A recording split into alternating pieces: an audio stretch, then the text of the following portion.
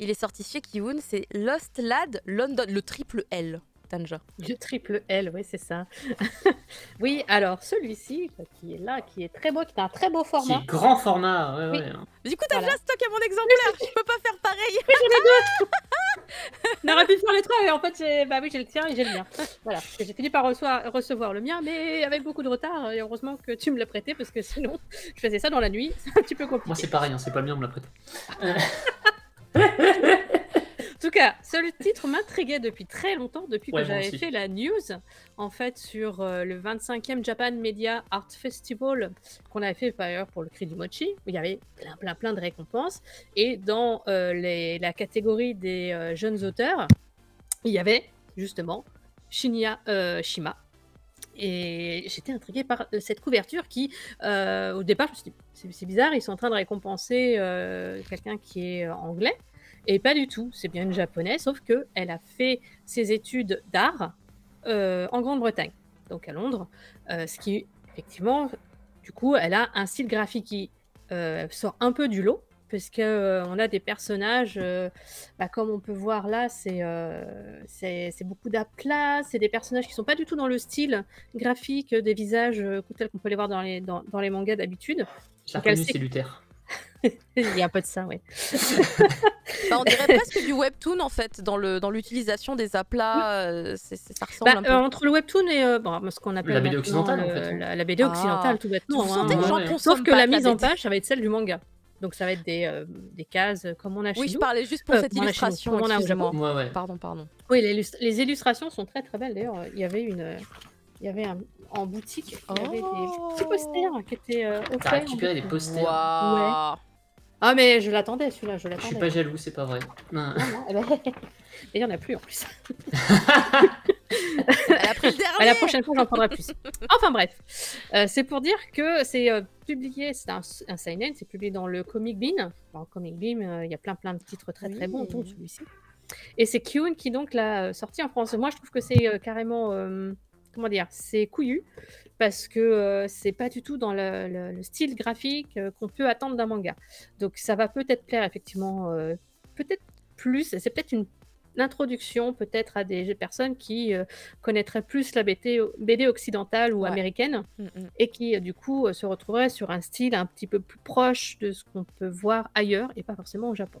En tous les cas, moi je valide à 100%. Donc c'était quoi l'histoire? Ben oui. L'histoire, oui, parce que ça se passe à Londres, effectivement, vu qu'elle a fait ses études à Londres. Donc l'histoire va se passer à Londres. C'est Al, qui est donc un étudiant londonien asiatique, qui vit en colocation avec un jeune homme, un petit blond. Voilà. Donc, tout va bien pour lui pour l'instant. Il n'a pas vraiment d'ambition. Il vit une vie vraiment mais hyper calme. C'est chill. Enfin, il n'a pas... Voilà, il va même pas se murger dans les pubs londoniens, même pas ça. Il fait ses études tout tranquillou. Et un jour, il se retrouve dans le métro londonien. Et juste au moment où le maire de la ville va être assassiné dans ce métro. Sauf que lui, il l'apprend après, en fait, son coloc qui va lui dire, au fait, t'étais dans le métro à ce moment-là, quand même, c'est bizarre hein, que tu étais dans le... C'est bizarre, c'est étrange. Tu étais dans le métro au même moment où le maire a été assassiné, et lui fait, peut-être, je pas souvenir. Enfin, tu vois, il est vraiment un peu ailleurs, ça l'intéresse pas trop.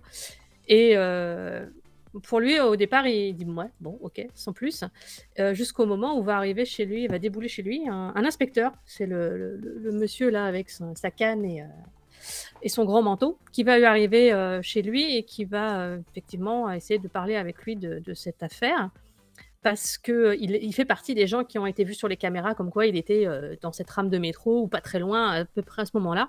Donc il a fini par le retrouver. Bon, ça va assez vite.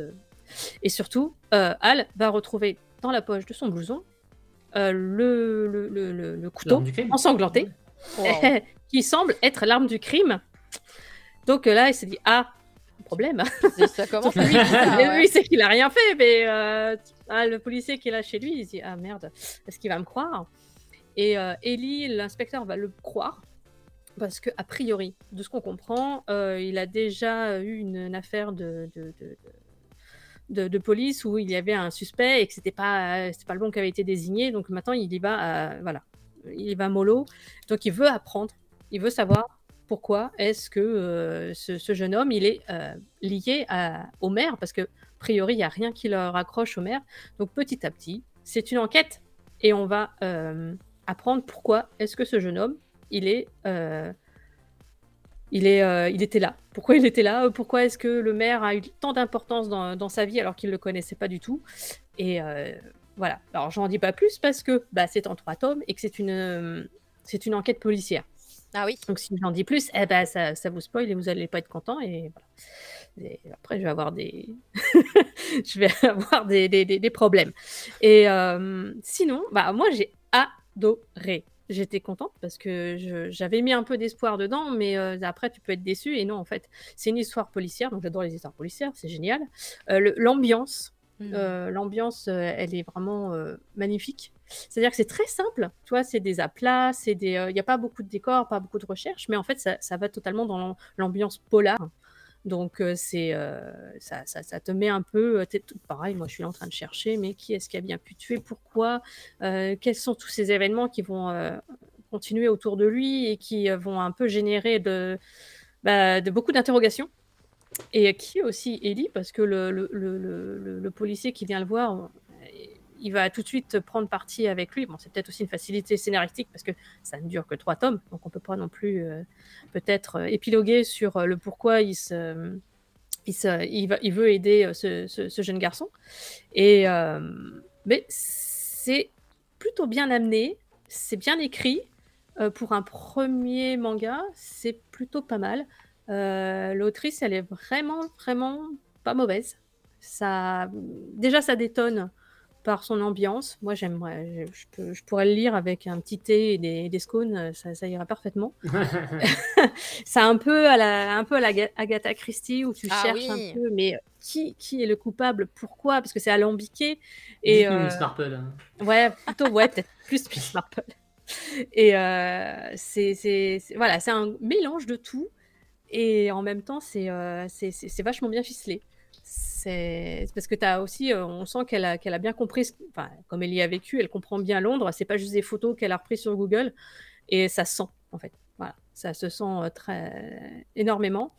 Et moi, j'ai vraiment trouvé ça très, très, très joli. Et puis, t'as aussi les illustrations comme celle-ci qui sont vraiment avec des aplats. Il y a une ambiance. J'aime beaucoup le travail des noirs. Ouais, les travails des noirs sont très beaux. Les travails des noirs sont vraiment excellents, c'est très sombre. Et puis, les trames, elles sont vraiment collées. Il n'y a pas de travail de trame. C'est vraiment pour donner un peu de matière, mais sans trop en donner. Donc, tu sens qu'elle a fait des études artistiques qui sont pas mal. Hein. Donc, moi, je vous invite à lire vraiment Lost Lad London, parce que c'est vraiment, vraiment, vraiment très bien. Ça, tu te fais ça avec une petite musique anglaise et c'est juste parfait. Par contre, j'ai peur que ça passe un petit peu sous les radars parce que ça, c'est pas très japonais. Hein, on va pas se mentir, mais est-ce qu'au contraire, ça n'a pas une plus grande chance justement d'attirer des gens qui ne sont pas forcément consommateurs de manga? C'est ceux-là, je pense, qui seront peut-être plus attirés que quelqu'un qui a juste lu du shonen classique. Et il est très joli en plus. Hein. Il est comme c'est 9,95 pour ce format-là. Oui, ce qui est pas cher vu le format. C'est pas si cher. Hein. Non. Parce que il y en a beaucoup qui sont plutôt à 13 ou 18 euros. Ouais, j'aurais pensé à ça, effectivement. Et en fait, non, il est pas. Puis en plus, la couverture est jolie. Il y a quand même un petit effet sur le titre. On voit. Je sais pas si on voit bien à ma caméra. Le même effet que sur les banana fish. Ah oui, un vernis sélectif. Vernis sélectif, ce qu'adore Caro. Je suis une grande fan. Appelez-moi vernis sélectif. Vernis sélectif. C'est moi. Quelles sont vos impressions sur la version collector de Skim's Wish du coup? Je suis très contente d'avoir une édition collector. Merci. Il reste 2 tomes après celui-là. Allez-y, foncez, c'est bon. Merci beaucoup Tanja. Je vais à l'occasion récupérer du coup mon tome et je le lirai aussi.